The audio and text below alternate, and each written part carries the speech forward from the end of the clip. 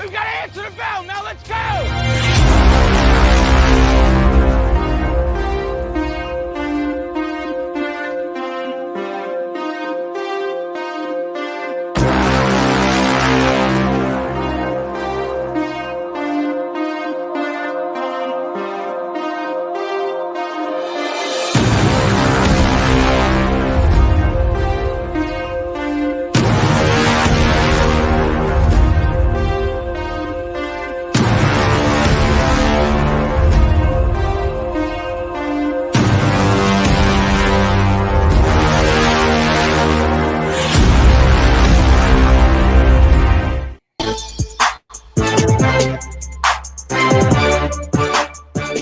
Welcome in to Main Street Sports Today, presented by Mid-Tennessee Bone and Joint. I'm Chris Yow, joined as always by Mo Patton here on this wild and wacky Wednesday. I don't know if you guys can see it, but I can see my breath in front of me. Oh man, that's rough right there. It is cold, it is rainy, it is icy, and we are at home because we are not going out and braving any of that. Well, you say that. But I got a ball game to go to after we get done. So they're still playing today, huh? There are games today, as you will see here in a bit. Yeah. And I'm going to one of them. So well, hopefully it will be a safe journey for you. We've got some icy bridges here. I don't know about there, but I will try to avoid bridges. It's probably your best bet. Are there bridges between here and Linville? There may and Gladeville? Linville. Oh, then yes. Yes, there will be bridges. There will be several of them, actually. So, guess I just never paid attention. Good luck. Yeah, good luck. Man, what a good show we've got. It is National Girls and Women in Sports Day today, and we've got one of those exceptional females in sports joining our show today, and that is Heather Williams, as the Busch Clash at the Coliseum is this weekend. Cannot believe it. So that means we got a picking with Heather coming up then, right? Well, I don't know, because it's kind of a weird the way that they do the Clash. You know, they have like three different races, and so you gotta, I don't know, it's kind of weird. We'll just let her pick all three. We could just let her pick who's going to win at the end. We also get to watch Wiz Khalifa, so that's always fun. is the only thing going on Sunday. Like, there's nothing else unless you're going to watch women's basketball, which, I mean, obviously you can do that, which I most likely will. Yeah, but I mean, other than that, you can watch NASCAR. There's no football, so it is what it is. Oh, so we'll talk to Heather. We'll talk to Ben Arthur, foxsports.com. He's going to talk a little bit about the big coaching news in the AFC South and elsewhere.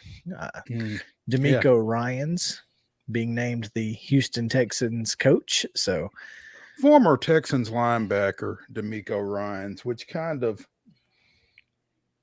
takes some of the sting out of the why to that situation. Yeah, I mean, there's at least you got a history. So there's that. But we'll get to at least they'll know him a little better when they fire him after winning. Right. Oh, so Ben's going to join us at 3:00 to talk about that. We also have some local sports news to talk about. There were some hoops last night involving a local team. One team played hoops. Not sure if the other one showed up. We'll talk a little minor league baseball, and again, National Girls and Women in Sports Day. So we're going to talk a little WNBA, because I'm not sure if you noticed, but there were two massive free agency moves in the WNBA over the last couple of weeks, one today. And so pretty big news out of the WNBA today. So looking forward to talking a little bit about that.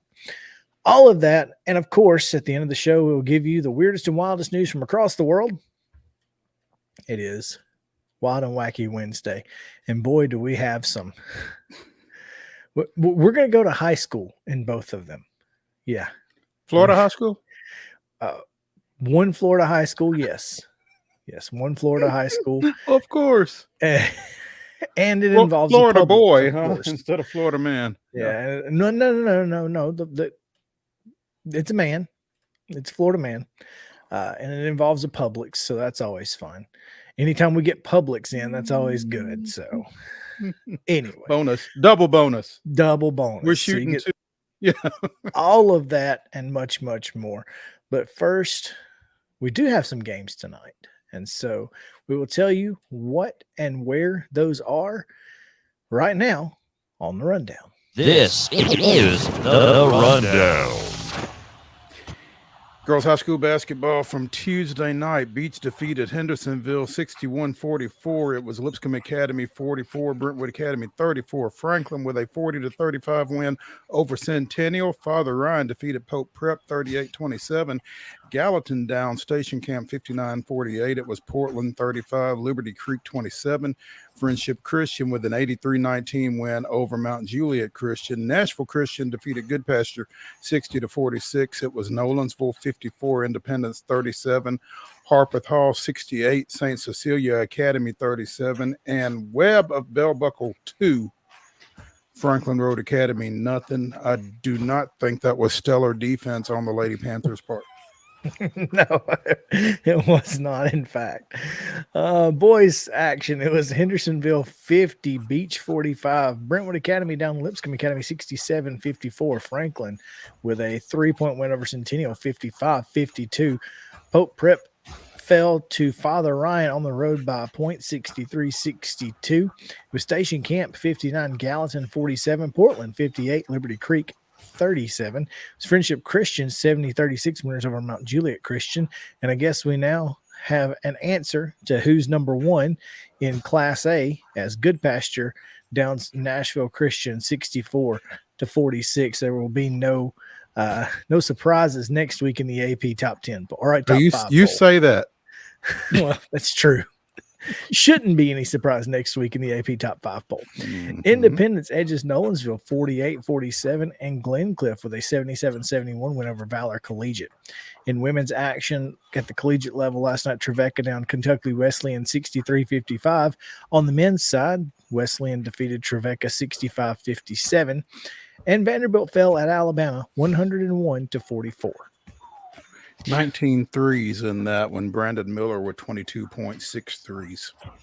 So today's high school schedule, and it's a little longer than typical on Wednesday because of yesterday's events. But at 4:30, Summit will host Siegel in a doubleheader. 5 o'clock, Giles County goes to Hohenwald, takes on the Lady Panthers and Panthers. Also at 5 o'clock, Columbia Central comes north to Ravenwood in a District 12 4A doubleheader.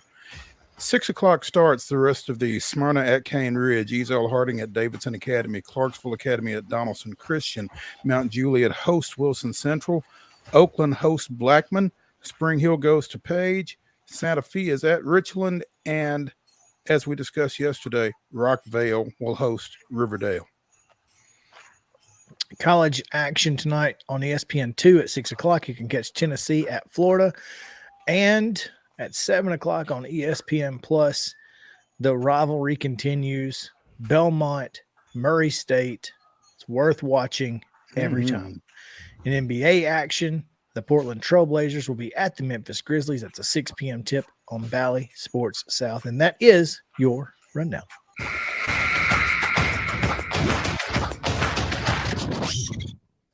Chris, before we go any further, the Trailblazers at the Grizzlies, that marks the return of former Webb School and former Tennessee Vol Keon Johnson to the state. So always fun when you get the local connection to. It'll be interesting to see how many Johnsons show up in Memphis tonight for this one. That'll bear watching. I'll bet it's several if they can get there. I think there's that. So. Oh, Chris, today I am Anonymous Wolf. Ooh. Always good when wolves are always stealthy anyway. So Sure. an And a little anonymous dangerous. wolf kind of seems Double almost stealthy. redundant. All right. The only wolves that aren't anonymous are those ones that they track out in like Yellowstone or whatever. Mm. They have like their own websites and stuff. So,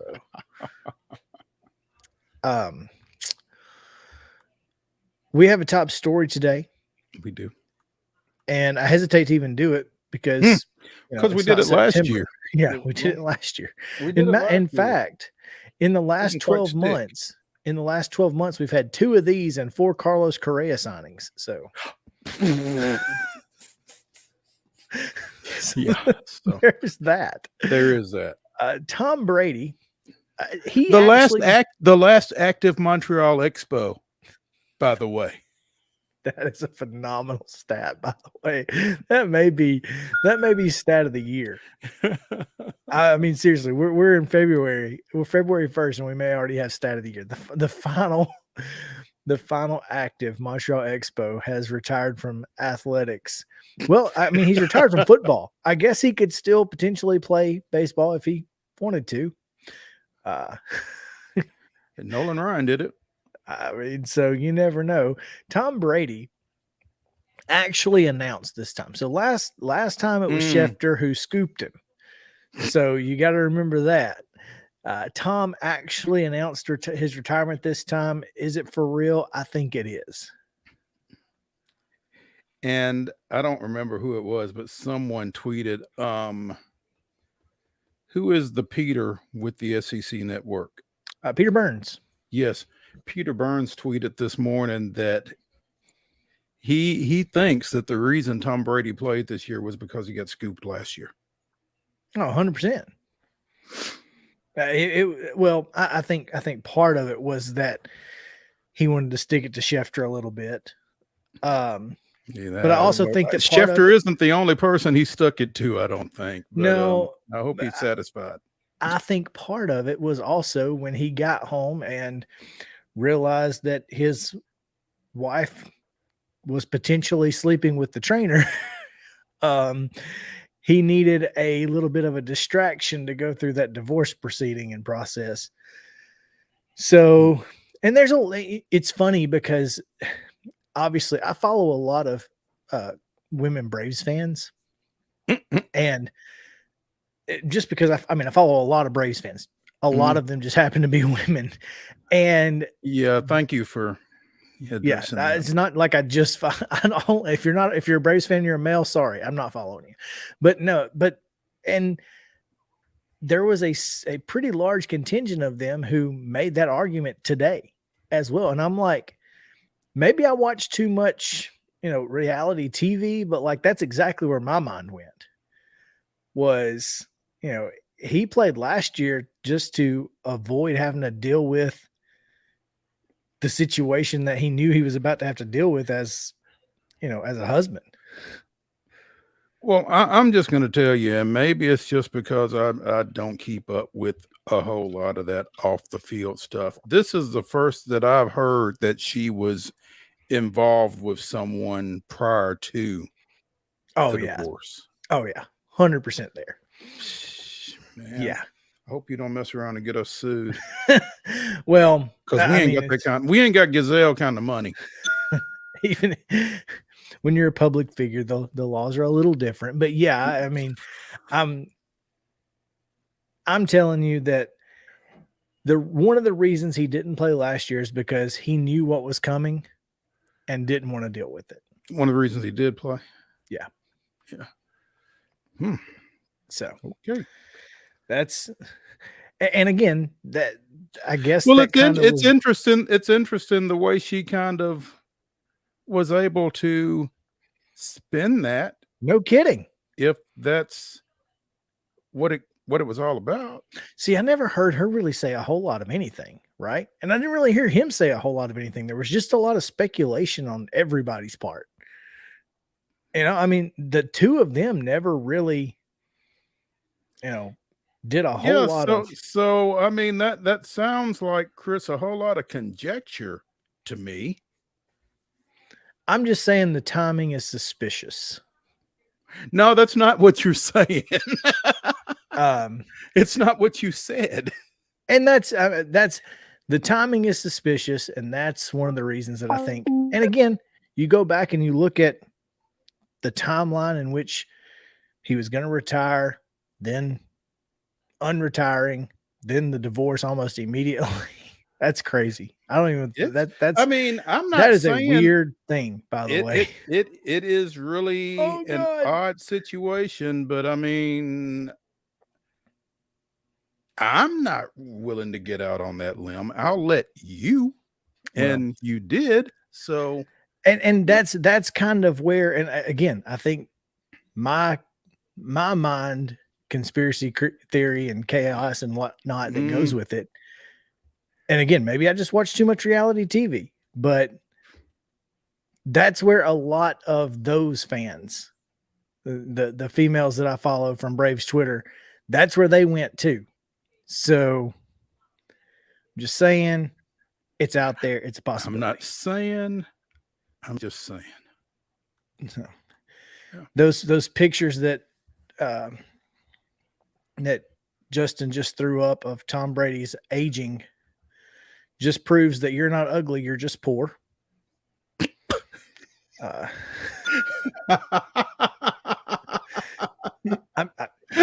Let's be honest. So, but is it for real this time? I think it's for real this time. I don't think we're going to be dealing with any Tom Brady drama over the summer. Well, you know who's going to be happiest about that? Aaron Rodgers, Todd Bowles. Well, is he? I mean, who's going to be the next quarterback? In he doesn't even have an offensive coordinator. Somebody he picks. Yeah, I guess that's possible.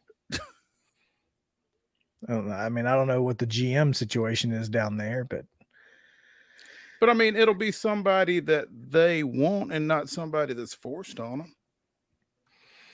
Yeah. I mean, if you've got Tom Brady, you can't not play him. Heather says Jimmy G's out there. Of course, Jimmy G is going to follow Tom Brady in Tampa Bay as he did in New England. That would just be phenomenal. He is a free agent. Lance. Well, Trey Lance is he recovered? Nah, who knows? I mean, the 49ers have a really interesting situation, and we have really gotten off in the weeds. But I mean, 2 of their 3 quarterbacks are hurt, and the other one's a free agent.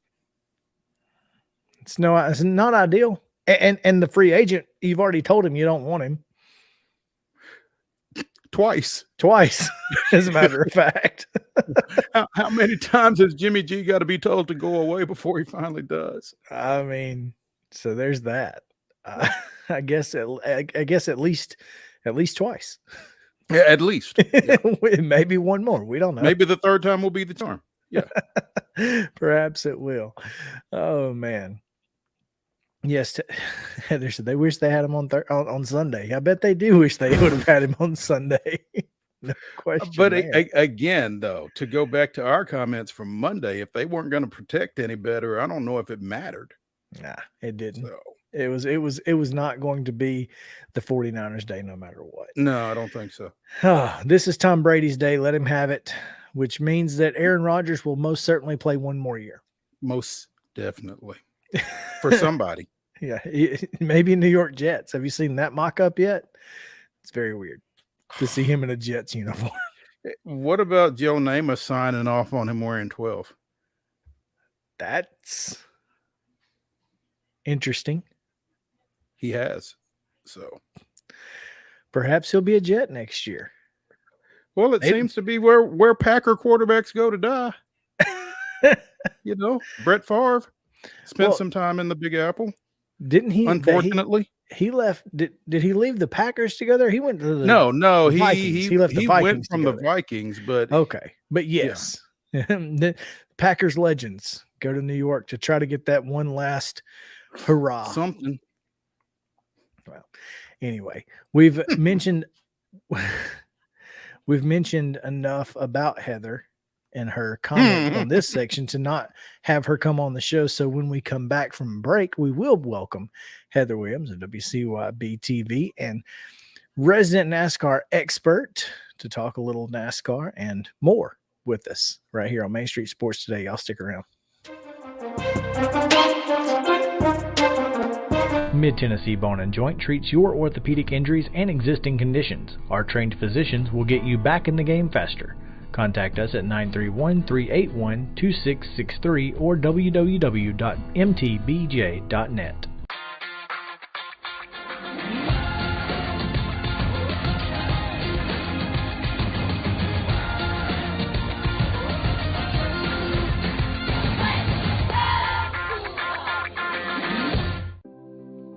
Custom Stone Handler supplies over 600 distributors and suppliers with quality stone products. Along with River Stone, we produce and distribute over 100 building, landscape, and other bulk products. Our goal is to provide quality products, service, and partnerships to ensure our customers' success. We firmly believe that the measure of any person or company is how they treat other people and customers. Give them a call at 931-490-4990 or visit CustomStonehandlers.com.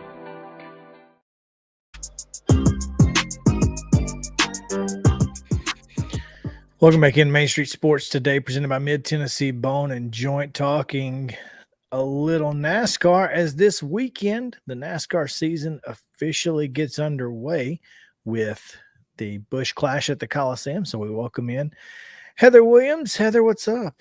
What's going on, guys? The quarterback talk and speculation is cute. I used to have to worry about that. Don't have to anymore.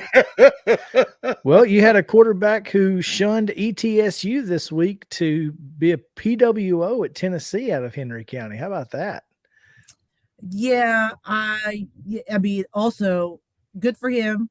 Yeah, I think it's interesting, but I don't know if that's where he'll finish his career. No, he's going to get some swag and Get go enjoy game day and then transfer. He's going to get some swag. He's going to get paid. He's going to go play somewhere else. That's right. That's exactly what he's going to do. And it's genius. I'd do it too.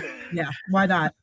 Well, who is that? I forget that kid's name, but Kid from Henry County. I know who you're talking about. I just can't remember his name, but not great start to his NIL career, is it? If we can't remember his name.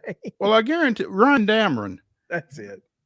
I guarantee you those won't be his only options. And to y'all's point, just because he's not at ETSU now doesn't mean he won't be at ETSU. Oh, 100%. Get that swag, baby. I ain't even mad at you. Nope. I've been watching the signings come in from ETSU, and we have a call with Coach Quarles, a Zoom call at 4:30. So I'll get to see the final list, but I haven't exactly seen a long list of quarterbacks coming in, and they currently don't have a quarterback. Yeah, there'll be an opening should he decide to come. Well, at some point, there's always the transfer portal. For sure. And there's plenty of quarterbacks in that son of a gun right now. And I feel like George Quarles can get a quarterback. You would think so. They don't have one yet, but I'm sure they will before the season starts. I guess they would have to. They'll throw somebody back there. Hey, how's your eligibility, Bo? We've seen the single wing. It works. Like Novocaine, give it time. Speaking of quarterbacks, Heather, how about your favorite quarterback, Patrick Mahomes? Heck of a weekend for him.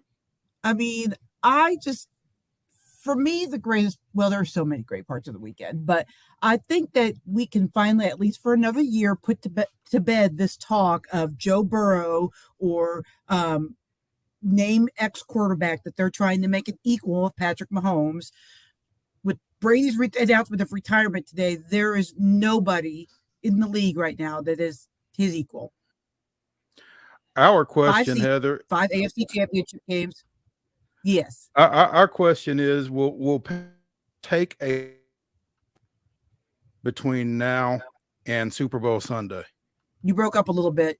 Will he take a step between now and Super Bowl Sunday? Is he not in a wheelchair? Is he not? He won't take a step this week, I guarantee it. Yeah, he's like in a bubble with a sign that says "break only in emergency." Yeah, he's definitely not this week. And then I guess they'll see how the ankle is next week. But I mean, 5 AFC championships in 5 years as a starter, 3 Super Bowl appearances, gonna be 2 MVPs, a Super Bowl MVP, and 1 Super Bowl championship already. Working on the second one. That's impressive no matter what your name is. It's pretty crazy. It really is. I mean, you think about 5 AFC title games, man. Oof. He doesn't know what it's like to not be in that game. Right. and Every year's been a starter. He's been in it. And to think, I mean, there were a lot of folks who were like, why would you get rid of Alex Smith to play this kid? Including our guest. Yes. Most all the Facebook posts. It's maybe my lowest moment ever. I actually shared it. I think that was yesterday. Yeah. It's my annual reminder that I don't know about as much about sports as I think I do. Because the day they traded him, I posted, just for the record, I'm not happy about this trade.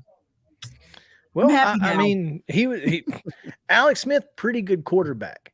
Patrick Mahomes. And given the nobody expected Patrick Mahomes to be possibly the greatest quarterback on in the NFL right now. Well, and given the history of the Chiefs, right before Andy came in and he brought Alex with him, it had been awful. The year that Andy signed in, they got the number 1 pick.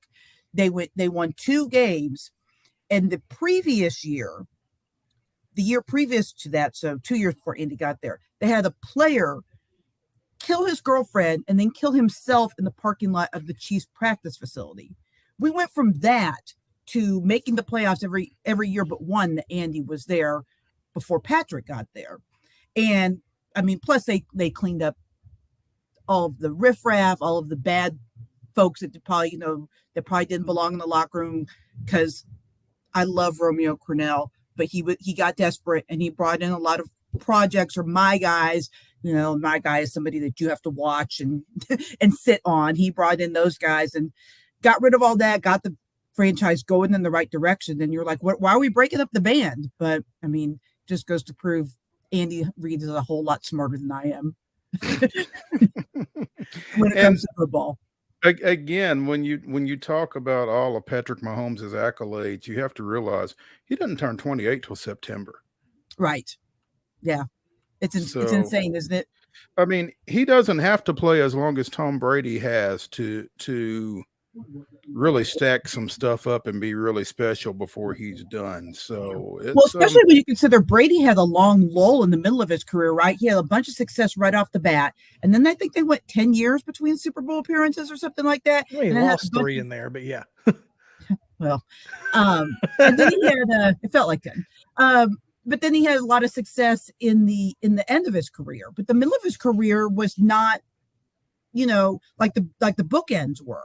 Mm-hmm. I mean, so if Patrick can just sustain his success more consistently, I mean, he can definitely get up there. He can definitely challenge. I don't know, that many Super Bowls is a lot to ask of anyone, but he can certainly continue to, especially if the AFC West continues to be how it is, to stack up those West Division championships and number 1 seeds, and maybe, continue to get to the championship game at least every year. I don't know whether to ask you this week or next week, but I may forget it by next week. So, Heather, if Andy Reid beats the Eagles in the Super Bowl, is that a good time to ride off into the sunset? I mean, it would be a nice storybook ending. I haven't heard anything out of Andy that makes me think that that's where his head is. But I mean, he's also not the guy that shares a lot with the media. So you never know. It would make me want to immediately cry after celebrating the Super Bowl if that happened, because I mean, you don't just replace an Andy Reid. And there's so many good coaches out there in the AFC that a huge part of the success is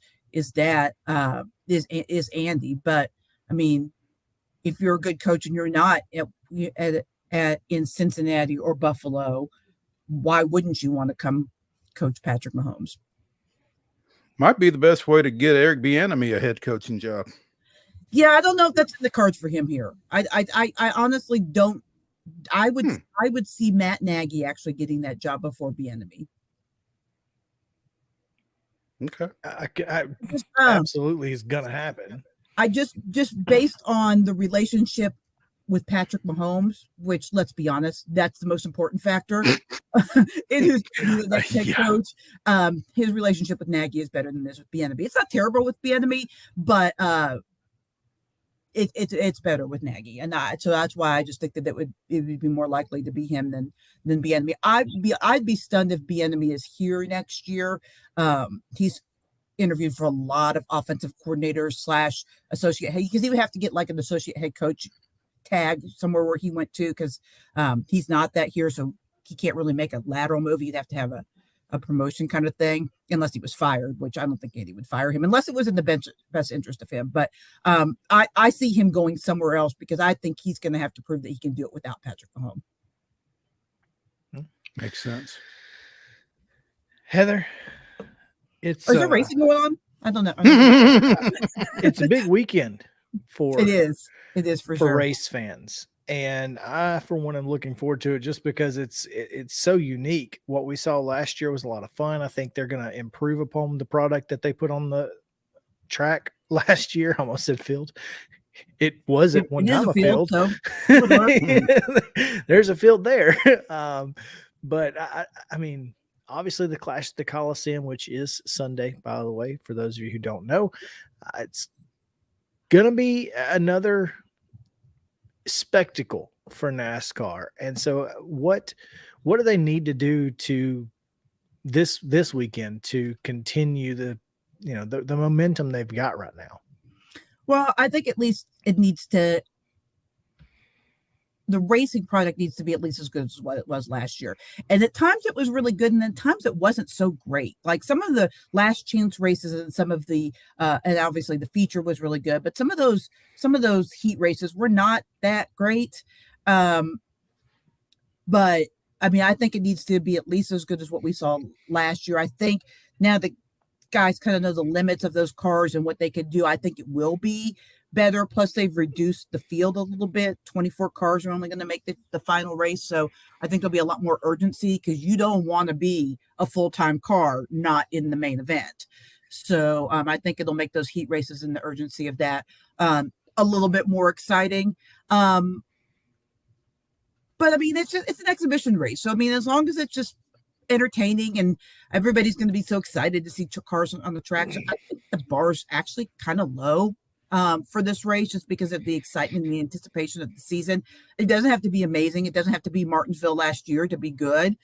It just has to be some decent racing, and I think most people will feel the excitement going into Daytona in 2 weeks. How important is this weekend for NASCAR? It's the weekend between the AFC Championship, NFC Championship, and the Super Bowl. And there's nothing else going on of any note. This is the time to really put your best foot forward. Is the Clash at the Coliseum the best way to do that?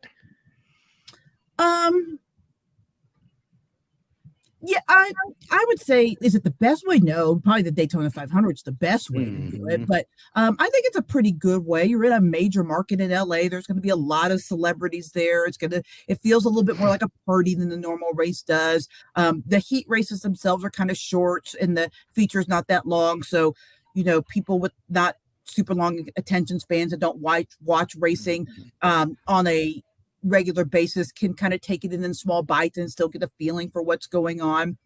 Obviously, the most marquee events would be the best way, but I think this is a pretty good way to introduce racing to people that maybe don't watch it all the time, because you're going to have a big time concert, and you're going to have, like I said, celebrities, and I think it's okay. I mean, it's certainly going to be better than the Pro Bowl. I mean, that goes without saying. You mentioned it. You mentioned Martinsville, and NASCAR announced some rule changes. No more Hail Melon. Yeah, no more Hail Melon. Although technically they say that it was already a rule that they could have enforced on him last year. That a safety rule, which is exactly the opposite of what they said last year, right? So I find this, I mean, it's very typical NASCAR. Yeah, 100%. When it happened last year, they said, well, there's no rule to stop us, and no, we're not going to make a rule to make this be illegal because it's technically legal. And then they were like, well, no, it's not really safe, and so we're going to point to this rule that says that this is against the safety of NASCAR, and so it's illegal. Honestly, I'm fine with them ruling it out. I feel like that's one of those once in a lifetime things that you try anyway. I don't think anyone was going to show up to Daytona and try to ride the wall, or at the Bristol Motor Speedway, try to ride the wall. It was a once in a lifetime thing. I don't know that it would even work any other time because so many things had to fall into place. Nobody, Kyle Larson can't be in front of you because he rides up on the wall. I mean, there's just a million things that had to happen for that to work. So I'm fine. I'm just amused by it because the way it all went down is so typical NASCAR. It really is, and that's one reason I wanted to get to it. Other rules: no competition caution at road courses. Yeah, I think this is good. I yeah. think it's good because as much as competition cautions make the race a little bit more exciting at some of the smaller tracks, bunching up the fields, that kind of stuff, it really takes what is to me and to most people, the most exciting part of road courses, which is the strategy.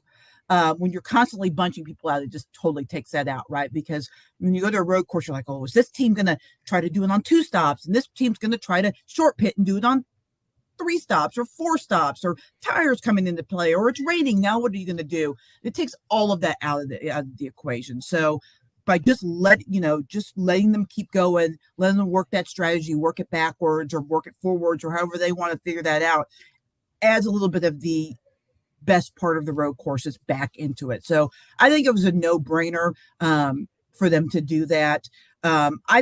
I'm not of the agreement as everybody else that they should take it away everywhere. I especially like it at the short tracks. It helps keep from having, for the longest time at Bristol, races had 10, 11 people on the lead lap, and that's not really all that fun. And it makes it feel more like local short tracks because they have heat races, so it feels a little bit like the heat races. So I'm not nearly against it everywhere, but I do think it was a no-brainer at the road courses to just get rid of those. I completely agree. Again, there are a lot of strategists who will tell you that it's, without strategy at road courses, they're boring. And if we're going to have more road courses than we've ever had, we got to make them exciting. Let's see here. It looks like we've got a list here. The loose wheel penalties have been lessened. Well, I guess that's good considering we're still dealing with the single lug nut and all the things that go with that. It seemed a little excessive. It did. I mean, I understand the safety part of it. I do. And I know you want to make the penalties stiff enough that they figure out what the problem is and why they're not getting them attached. But it was really starting to affect competition. Plus, if your main team can't get a wheel attached, what makes you think it's going to be safer to have a backup guy doing it? It's right. You're right. I mean, if your starting quarterback can't throw a touchdown, what makes you think the backup is going to be able to? I mean, there's a reason they're the starters for a reason. So, I mean, I think that we want to make it hurt, but you also want to, keep the competition level and the safety level up there. And the clock moves to 7 minutes. Is that something that it goes along with the new car? Well, I just think that they found that there are some things that you can fix. They keep expanding that clock for crashed cars a little bit more every year because they don't want guys running around with no hoods and all that stuff that used to happen back in the day that could barely keep speed. But I think they found that there are some things that can be fixed and guys can get back out there, especially at the bigger tracks, and be a lap, 2 laps down, maybe get back on the lead lap and compete. And so I think that's going to be a constantly kind of evolving. We'll take it up to 6 or up to 7. Oh, maybe that was too much. Maybe we'll take it to 6. Oh, maybe we'll try 8. Like, I think that'll be a constantly evolving thing from year to year until they find that sweet spot of when is enough time to get someone fixed and back on the track and competitive. And when are you just throwing a car out there with, no hood and, barely making minimal speed. You laugh, though, but I mean, there were lots of cars at Talladega back in the day with no hoods and no quarter panels. It didn't make a whole lot of sense. So glad to see that. The choose cone at super speedways and at dirt tracks, as if there's more than one. Well, in the lower series there are. Yeah, to be fair. But I think it's a no-brainer at the dirt tracks. Because that's basically where that came from, is local short tracks. So that makes a ton of sense there. And I kind of like it at the super speedway. I guess we'll see, but I think it makes it it's going to make it easier for you to find your teammate and line up and draft. And then you're going to have to decide, well, do I want to give up 5 starting spots so I can line up with my teammates? Or do I want to say, no, bye-bye. I'm going to leave you so I can start second. And I don't care who's pushing me. So it's going to add some interesting strategy on the super speedways.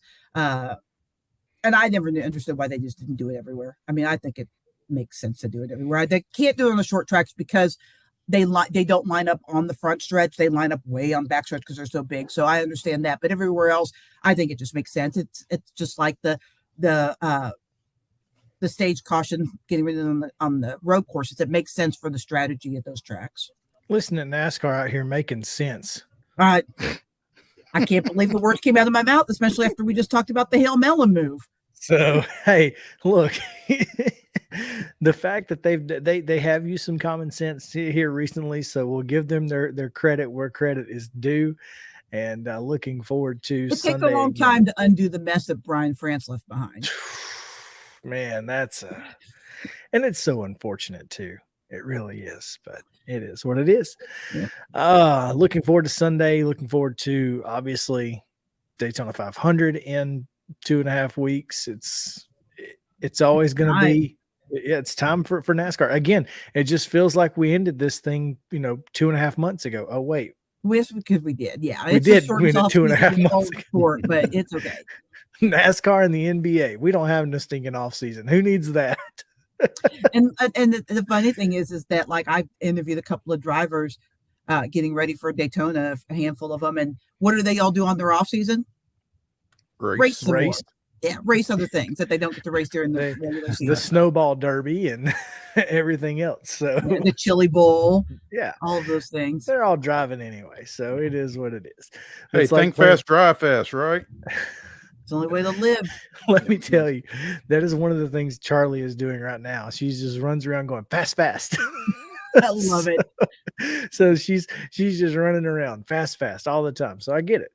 They just want to go fast. She raised her hand when they asked who wants to go fast.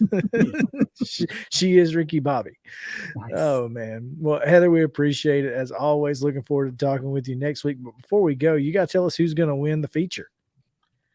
I know it's impossible to guess.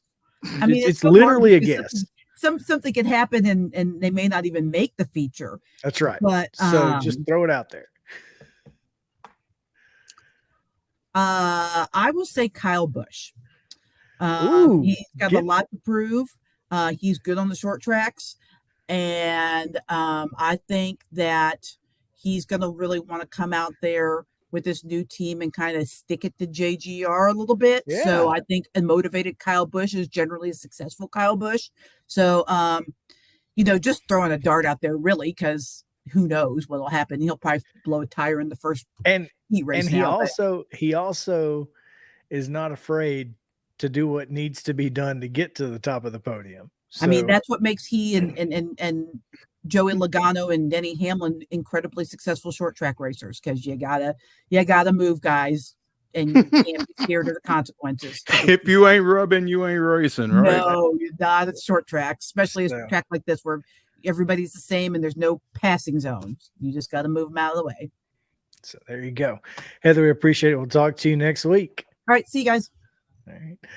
We're going to take a break here. When we come back, we've got a request in the comments, man. We may get into a little bit of the SEC expansion and how it'll affect the playoffs, etc. But also we'll get into Alabama Vandy, WNBA free agency, and Nashville Sounds made an announcement today per the Brewers. So stick around. Main Street Sports Today, presented by Mid-Tennessee Bar and Joint, returns after this.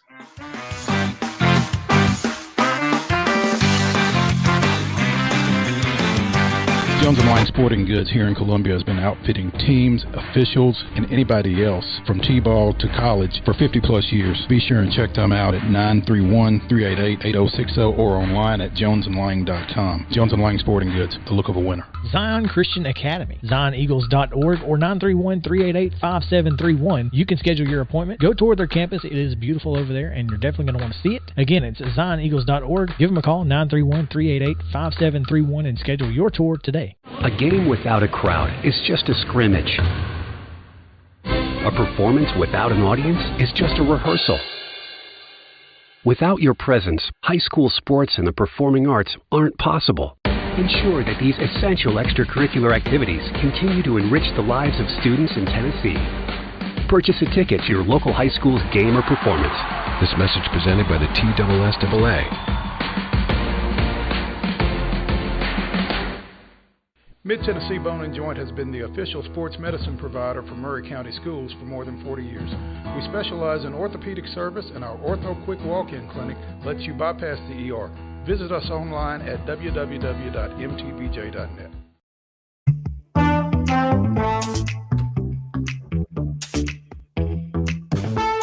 Welcome back in. Main Street Sports Today, presented by Mid-Tennessee Bone and Joint. Mo, this is a little local for part of the segment anyway. Let's put it that way. We'll start with local hoops. Last night, Alabama just drubbed Vandy. And, Vandy was kind of wrong place, wrong time. You hear me?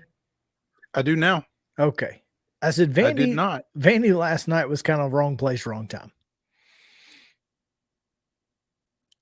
And he's froze again. Yes, I can hear you now. Vandy last night. What? We're froze. Wrong place, wrong time. Absolutely. I mean, Stackhouse said that after the game last night, and I think it's really that simple. I mean, one, Vanderbilt wasn't going to beat Alabama in Tuscaloosa anyway, but I mean, after they got drilled, however you want to put it, out at Norman on Saturday, 93-69. Yeah, that was just, they were just in the wrong place at the wrong time. Alabama knocking down 19 threes. I mean, they were going to beat anybody last night. And Vanderbilt just literally could not keep up offensively or defensively. It was a tough night, but I don't know that this was necessarily a Vanderbilt shortcoming as much as it was a pissed off Alabama. I think you're exactly right. And there's, to me, you can say what you want to. It's not been a great year for Vanderbilt, but this was not indicative of what Vanderbilt basketball is. They just happened to catch Alabama at the worst possible time they could have caught them. Worst possible time. I mean, if there was any chance that Alabama was going to overlook Vanderbilt, it was gone by the end of that Oklahoma game on Saturday. Yeah. You could have put Kansas in there on last night, and Alabama would have been on another level. Yeah, so, I mean, if you're a UT fan, as much as you might want to make fun of Vanderbilt for last night, you need to be glad that it was Oklahoma that beat them Saturday and not somebody else in a couple of weeks before that game on the 15th, because that team that played last night in the white, I think they would have beaten anybody in the country last night. Literally anybody, and probably by 20. So yeah, 100%. Tough luck for Vanderbilt. It really was. It was just the wrong place, wrong time. It is what it is. So we're not going to give them too much crap today. And they didn't do themselves any favors by only scoring 44 points, but still. Yeah, but how much did Alabama's intensity have to do with that? Right? I mean, they were intense on both offensive and defensive side of the floor. It was just going to be bad from the start, and you kind of feel for those kids because they didn't necessarily deserve that. You kind of wish it would have been Samford or somebody, and somebody they were supposed to beat by 60, but instead it was Vanderbilt. So yeah, I think you just destroy the film a la Will Levis and move on. There you go. Speaking of moving on, the Brewers announced today that Rick Sweet will be back for another year as the manager of the Nashville Sounds. So that's exciting because hopefully we'll get a chance to talk to him like we did last year, because he was phenomenal. He was phenomenal. And, I just never really thought anything else was going to happen. So, no. I mean, unless Rick retired. Yeah. I guess. So, it's good to know that Rick will be back for another season as manager of the Sounds. We look forward to him. You see, there's the Sounds coaching staff. Ned Yost the fourth. A lot of them out there. Apparently, I mean, just out there. Well, it's interesting since Dad was fired by the Brewers at one time that son would be there. But hey, got to work. There you go. And Nashville's not a bad place to do it. Al LaBeouf, hitting coach, Jeremy Accardo, the pitching coach, Patrick McGuffin, the bullpens. So pretty solid little staff there. Looking forward. Jeff Paxson, not to be confused with John, the former Bulls guard. This is the athletic trainer. Although that would be cool. He's been in the organization for quite a while. Jeff has. Good dude. Nah, no relation to John, unless he is. Then if he is, no relation. We can. I think that's actually Paxton, but no relation. Oh, so they got the graphic wrong. That's always good. Yeah, the graphic says Paxson. No, the graphic is Paxson. You think they got it wrong? It's possible. Who knows? Spelling names wrong on a graphic is not hard to do, Mo. No, it is not. Spelling them wrong is not hard to do. Getting them on the wrong team is not hard to do either. So yeah, I'm just saying, though. Let's not give folks too much crap. No, not at all. Not at all. Anyway, just wanted to throw that out there. And finally, before we get to Ben Arthur, who's going to talk a little NFL, we go to the WNBA, where free agency opened today officially, and mark your calendars for, I believe it's June 29th, Mo. Okay. When the Las Vegas Aces and the New York Liberty face off for the first time, the defending champ Aces, who just signed former Tennessee great Candace Parker to go along with their ridiculous roster already.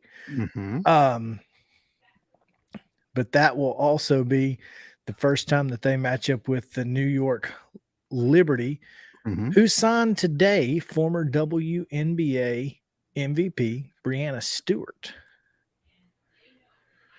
So this Breanna Stewart, former UConn grad and Syracuse native. So going to New York kind of makes sense.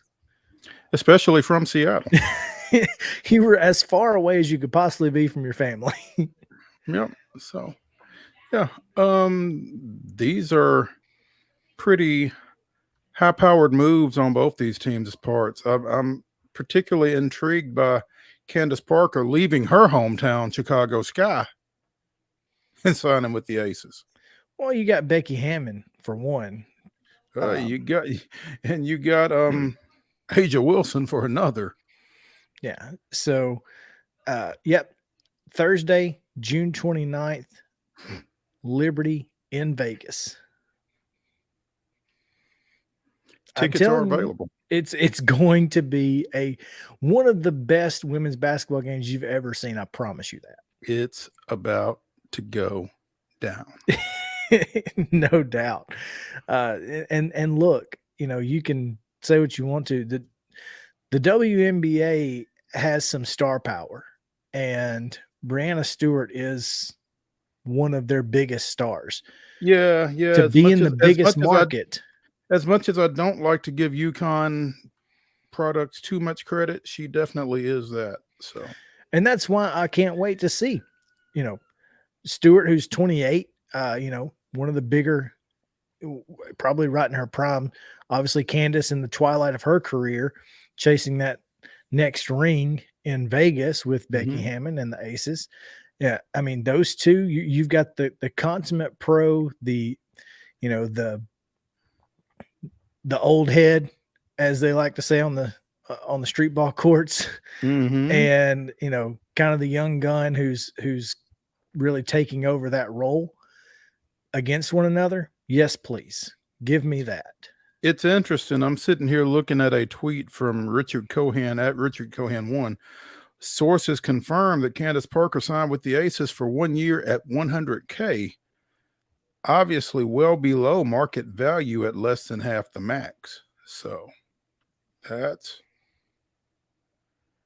interesting.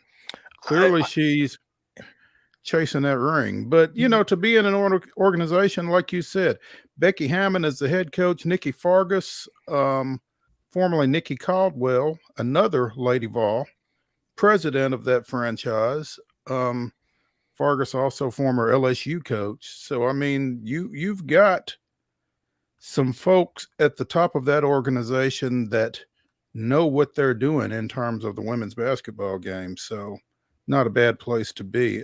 Like I said, I'm just a little surprised at her leaving the Sky as long as it took her to get home from the Sparks after all that time. So.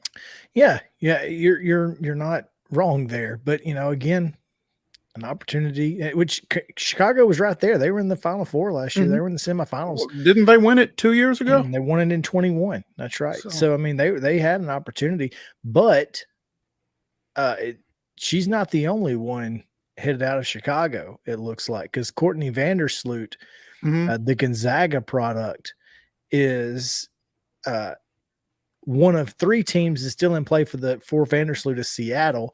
Obviously, Gonzaga, Seattle product, or Gonzaga product. Seattle's out there. She's not going to return to Chicago, so Seattle is one of those landing spots for Vandersloot. So that would certainly be a big pickup for the Storm if they were able to at least somehow get Mr. Yow. Let me just tell you this. What's that?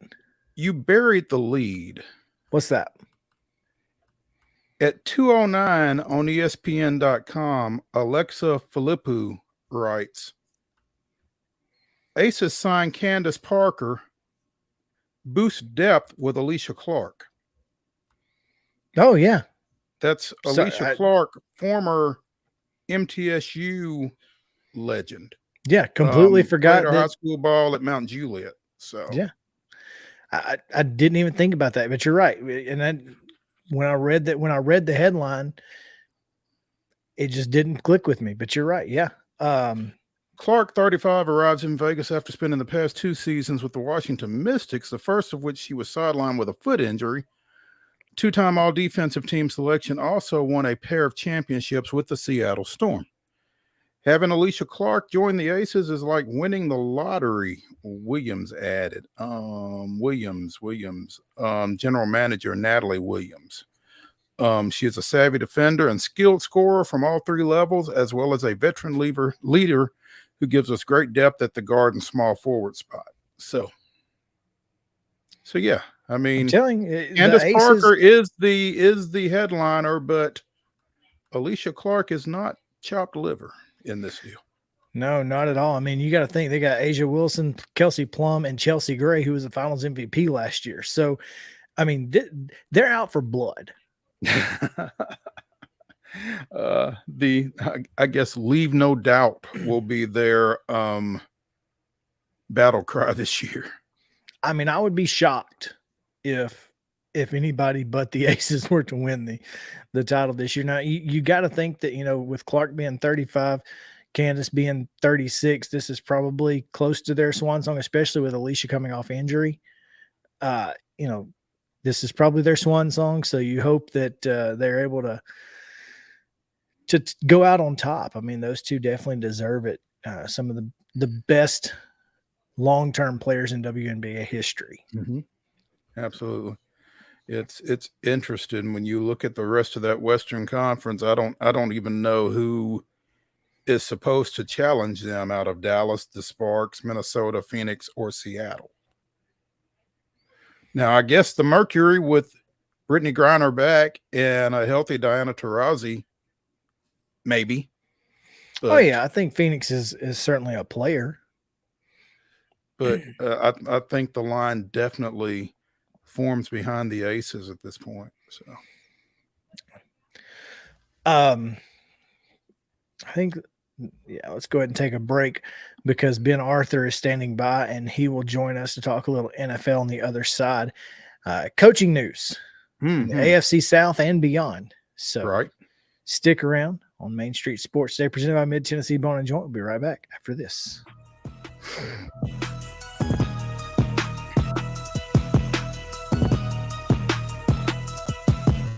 Walmart Supply Chain is hiring in Lebanon. Earn up to $22.25 an hour when you join our new fulfillment center. Enjoy competitive pay and premium perks, including 100% paid college tuition, 401k match, flexible schedules, a free Walmart Plus membership that includes discounts, and free Paramount Plus, paid time off, and so much more. Fulfilling work starts right here.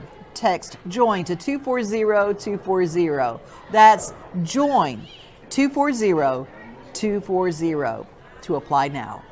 It's time to get tickets for the Nash Vegas Casino Night at Auction presented by King Jewelers. It's Wednesday, February the 8th at Bridgestone Arena. This year's theme is reverse retro, so break out the Musters jerseys and Y2K fashion. Challenge Roman Yossi to a game of blackjack, or join Ryan McDonough as he rolls the dice at the craps table. Mix and mingle with the players and Fred's personalities while bidding on auction items and tasting food from local restaurants. All proceeds benefit the Preds Foundation. Visit NashvillePredators.com/gala. You've been putting back a few, and a few becomes a few too many. For a moment, you think about calling for a ride. Nah, you live nearby. What's the worst that can happen? You get pulled over, your insurance goes up, you lose your license, you total your car, you kill someone.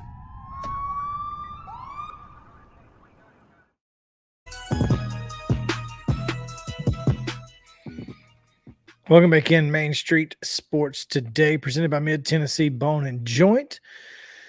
Chris Yow alongside Mo Patton here on this Wild and Wacky Wednesday. We'll get you the weirdest and wildest news from across the world and Florida coming up in just a few moments. But before that, we go to our 3 o'clock guest, Ben Arthur, who joins us from foxsports.com.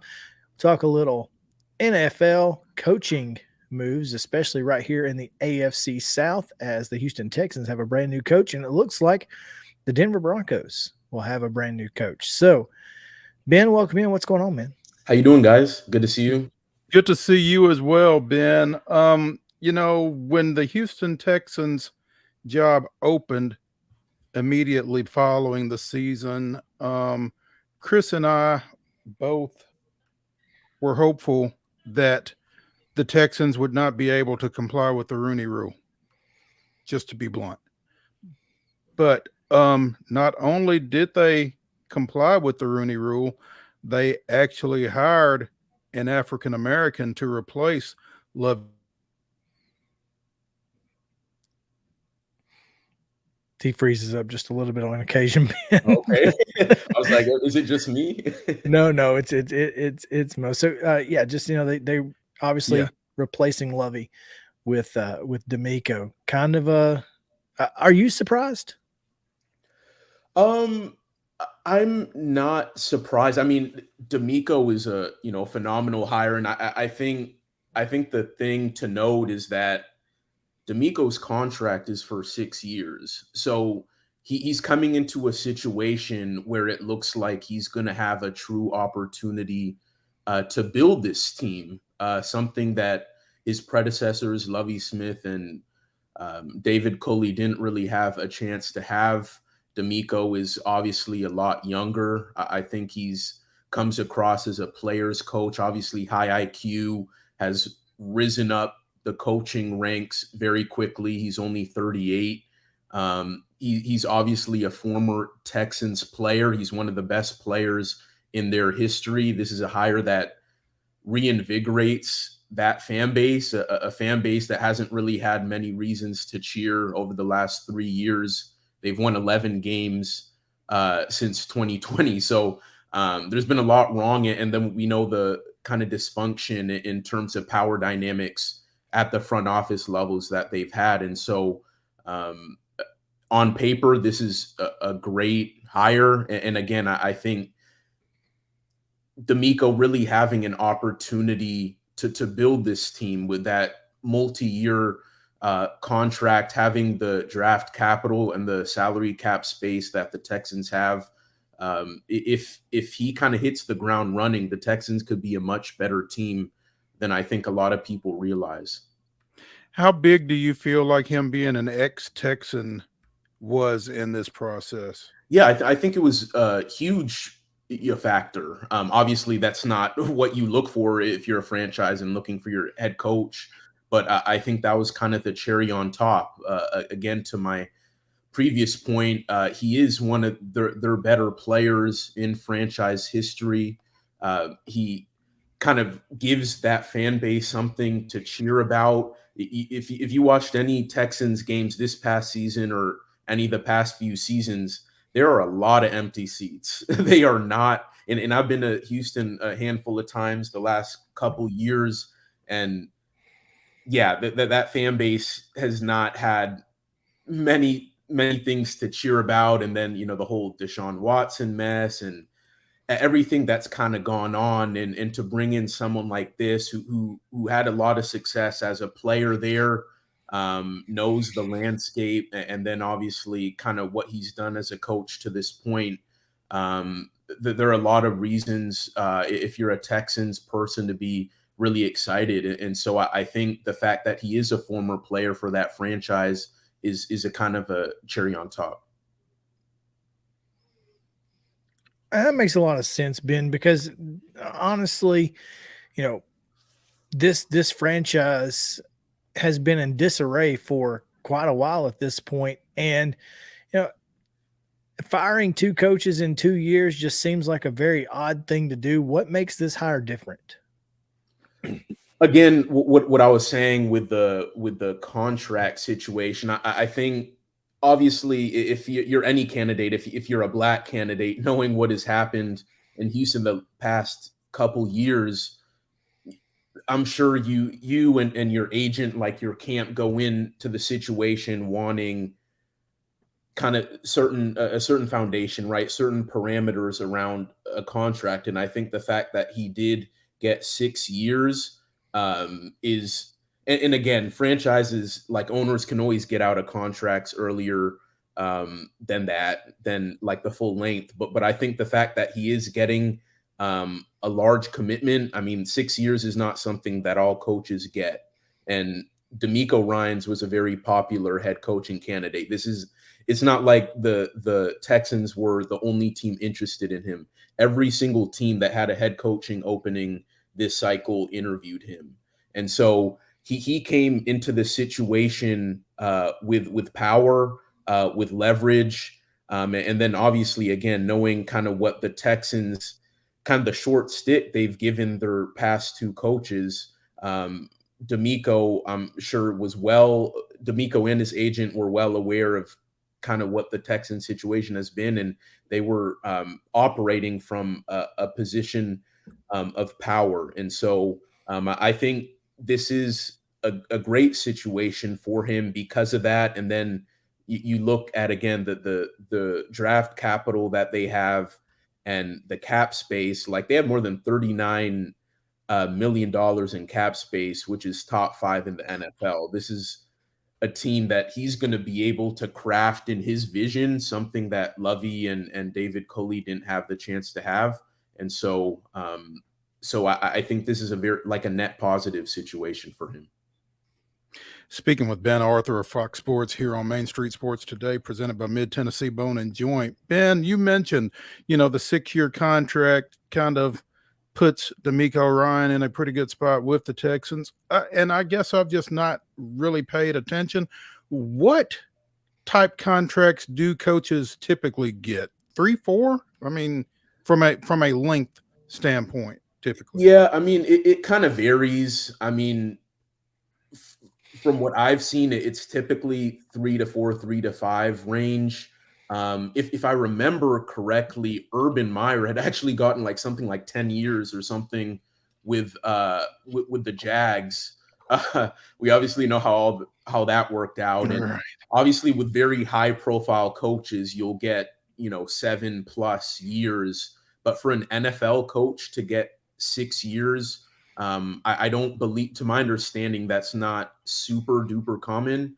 And so it's a very positive situation, again, just from him having the chance to not only have this season coming up 2023, but knowing that he has kind of a security blanket, and I'm sure there are all kinds of offsets or kind of guarantees if the Texans were to move on after like 2 or 3 years that kind of keep him secure.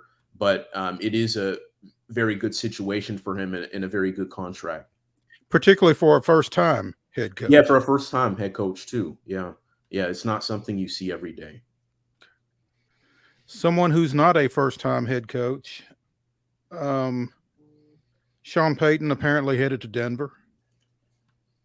And it seems to be a move that makes sense when you consider the success that Sean Payton has had with smaller quarterbacks, I guess. A lot of people feel like he can be the quarterback whisperer for Russell Wilson. What are your thoughts along those lines? Yeah, I'm kind of the same belief. I used to cover Russell Wilson. I covered him for, let's see, three seasons when he was with the Seahawks.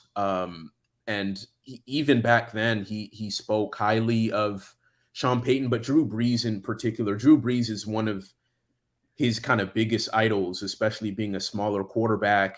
And that relationship that Drew Brees and Sean Payton had is something that Russell has looked very closely at over the years. And I know that Drew has vouched for Sean as well. And this is a hire that Russell was very much on board with. If you're the Broncos, you obviously need Russell Wilson to play like the Russell Wilson he was in Seattle when he was a borderline top 5 quarterback. A lot of people want to forget that from 2021 and before, he was playing at a top 5, top 8 quarterback level. And for whatever reason, it didn't work out last season. Nathaniel Hackett obviously didn't work out as a coach, but I find it very hard to believe that that's just who Russell Wilson is now. And so bringing in someone that I think Russell Wilson has a lot of trust in, someone that his mentor, one of his kind of biggest mentors in Drew Brees had a lot of trust in, and knowing that kind of collaboration that Sean Payton likes to have with his quarterback, I think we could see the Broncos kind of get back on that trajectory that everyone had expected after the trade for Russell Wilson went down. So I think it's a big move, a great move for them. I think from a resources standpoint, I think it hurts when you have to give a team draft picks for a coach, which is what this case was between Denver and New Orleans. But I think if Sean Payton works out and he could bring Russell Wilson back to what he was, this is a team that can be one of the top teams in the AFC for the next several years. So I think in the long run, it's a good investment. Now, they lost a ton of draft picks, obviously, with the Wilson trade, as well as, I mean, it's kind of hard to build a team when you really don't have a lot of draft picks to do that with, especially in the first 3 rounds. So how does Denver, find a way to work around what they're dealing with without the draft picks? So they have to trade and try to get some of those back, or how does that work? Yeah, there are a number of things they can do. I think, well, first of all, you need Russell Wilson to play better. Number 2, you need better health. I think from a training and physical science perspective, there are a lot of things that they need to work on because they did have a lot of injuries, kind of like the Titans situation here in Nashville. They lost multiple O-linemen. They lost their number 1 back, Javonte Williams. They had a number of injuries on the offensive side of the ball. Their defense was elite, but their offense was a complete mess. If they can get back some of those guys and, again, have Russell Wilson take kind of those steps forward, have him in an offense that he's comfortable with, I think the Broncos are positioned to make a big leap. I'm not sure off the top of my head what their salary cap situation is. But if need be, the cap can always be maneuvered, right? And kind of push the can, especially with teams that are trying to win now. You see a lot of them push the can to later years and kind of deal with the ramifications of that kind of later on. And so if that's something that Denver needs to do, I could see them restructuring guys, extending guys, adding void years to contracts and stuff like that. Those are all kind of common practices in the NFL. And so I don't think it's, even without having that ideal kind of draft capital, I think if things kind of go the Broncos' way, particularly with Russell Wilson playing like the 45 million, 50 million quarterback that he's supposed to be, I don't think the Broncos are that far off. It all starts with Russell Wilson. So with DeMeco Ryans going to Houston, with Sean Payton going to Denver, that leaves you with 1.5 coaching vacancies, I guess. Arizona's definitely open. Indianapolis, maybe not. They're Indianapolis, another AFC South team. What's your read on what they're going to do? It's honestly hard to have a read on what they're going to do. It seemed like Jeff Saturday kind of had was on the fast track to being named the full-time guy, but that's not, I don't believe that's the case anymore. Just from my understanding of the team and reports I've seen, it really doesn't seem like that's the case. This is a Colts team that has interviewed more candidates than any team I can remember in recent memory. They did more than a dozen initial interviews. They have at least 7 candidates in the second round of interviews. So this is a team that is really casting its net wide with offensive-minded guys, defensive-minded guys, special teams minded guys. And so it's really hard to say where Indianapolis is leaning at this point. So I think it's kind of remains to be seen. And Chris Ballard, obviously the GM for the Colts, is kind of leading the search.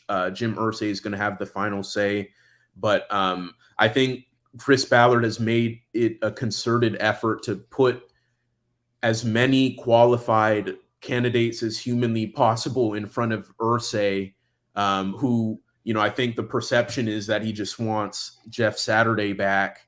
And I think kind of with what Chris Ballard has done, it's kind of made it really hard for Irsay, even if he does feel that way, to kind of just land on back on Jeff Saturday, just because of how many qualified guys that they've brought in for interviews. So it's going to be really fascinating to see kind of how that process evolves. And I'm not so sure that I could see them being the last team to hire a coach. I remember Chris Ballard saying that, he wouldn't be afraid to go kind of well into February.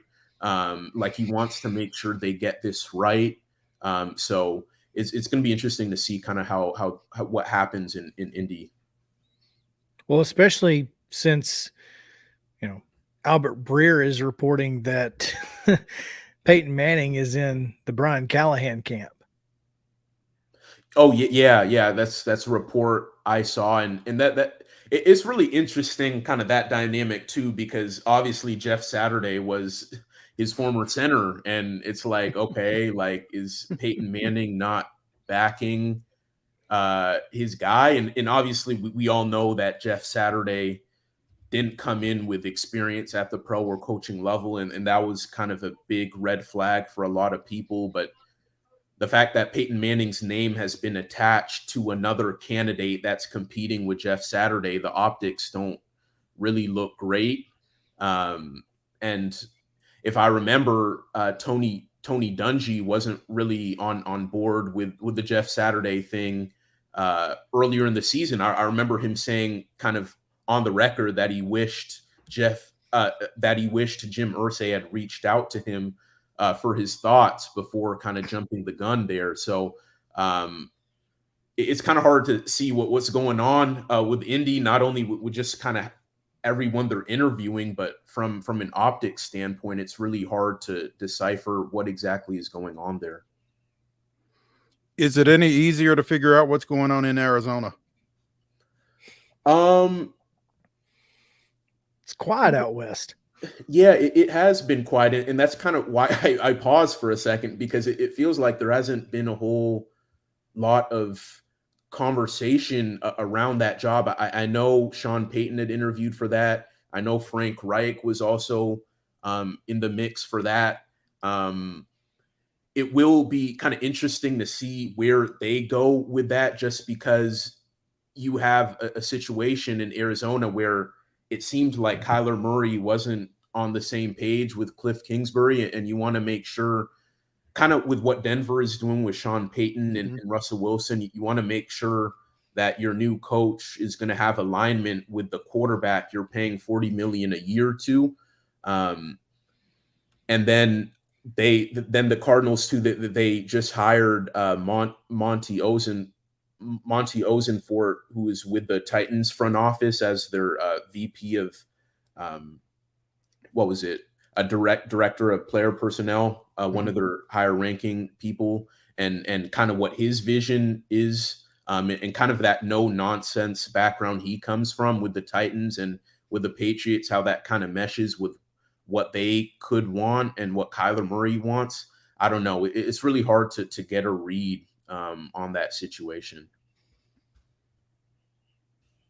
Kind of what I mean, we've actually talked about it on this show, Mo. It's been one of the weirder situations, considering how Kingsbury left and then went to Thailand and said, "Don't call me, don't text me, don't email me. I don't even send a carrier pigeon. I don't want to talk to you." And then now Arizona seems like they don't want to talk to anybody. So it's just it seems like they've just kind of flown under the radar and let everybody else get the spotlight, and we'll see how that works out. I mean, it certainly would be interesting to see folks like, Brian Flores, who's apparently in the mix out there, and that sort of thing. So, and I would imagine the NFL would really like to see Brian Flores get a job.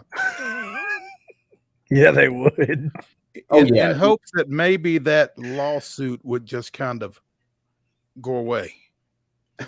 So from the NFL is definitely in the business of optics, and I think from an optics standpoint, getting Flores a head coaching job after the lawsuit, and kind of the storm that erupted from that, I can see that being a motivation for sure. Yeah. So you feel like Roger Goodell or somebody is having some conversations with Arizona. You might really want to consider this guy. Just think about it, will you? Just maybe there's an extra draft pick in it or something. Compensatory pick from Miami. Yeah. Speaking of Miami, Tua has apparently been cleared through concussion protocol today. So I guess that's good. He's got 6 months to deal with it. So good for him. Anyway, Ben, as always, informative, and we appreciate it. We look forward to talking to you again soon, man. Sounds good. Thanks for having me on, guys. Thanks, man. All right. It's time for Wild and Wacky Wednesday. The weirdest and wildest news from across the world coming your way right now. Yeah, that works. Whatever you want to play. We start in where Alicia Boykins is a former assistant coach at the Churchland Junior Varsity Girls Basketball team. Former. The reason she's a former assistant coach is because she tried to play on the team. JV team. The JV team. She impersonated a 13-year-old player she was out of town at a club basketball tournament. And so the assistant coach jumped in and tried to put her jersey on and play as that girl. The JV head coach, along with the head coach of the varsity program, have also been fired, according to 10 on your side, WAVY. And the coach was encouraging the behavior during the game. A Saturday, January 21st game in Suffolk against Nansemond River. She wore number 1. Of course she was. Number 1 in your program, number 1 in your heart, Arlisha Boykins. Yeah, there you go. Oh. Okay, first of all, I would like to note that the Portsmouth team that she was playing for, the nickname, the Truckers. The Truckers. Okay. So are there lady truckers? Then? I don't know, but I hope the girl's coach is the mother trucker. That's what I hope. Oh. A little late, Justin. A little late. Coaches always preach to the kids about integrity and those types of things. So I was just shocked, the father of the 13-year-old said. It's phenomenal. Their daughter is also no longer interested in attending Churchland High School next year and will pursue other opportunities. That's probably best for everybody involved. Phenomenal. Oh man. Hey Justin, check out. I've got a slide for this next one. As we go down to Florida, here's your Florida man. Thank you. First, I would like to say that the team nickname that he's standing in front of, or sitting in front of, is Bulldogs, and that is definitely not a bulldog. That's not a bulldog. That is not the mascot. No, this is Nathaniel Fancher of St. Cloud High School. He was the principal of, or is currently the principal of a Florida high school, but he was caught on camera in a Publix parking lot keying someone's car, and is now facing criminal mischief charges. That's right. They spoke with the victim, and the manager provided security video that showed the suspect damaging the car. Police were able to track security video back into the store and identified the St. Cloud High School principal as the subject.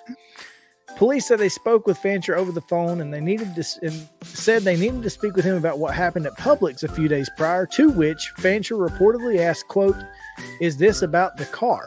When they said Lord. yes, he said, "Am I under arrest?" And after he reportedly contacted the school resource officer at St. Cloud and admitted to keying the car, and then asked, "How much trouble am I in?" Damage to the car totaled $3,700, and he is on administrative leave until the investigation is complete. Do we know what prompted this at all? No, there's no motive in the story that I've got in front of me. So I honestly, I know teachers are struggling these days, but come on, man. This sounds like a Miranda Lambert video or something. This is definitely Miranda Lambert or Carrie Underwood, and they're before he cheats. And, yeah.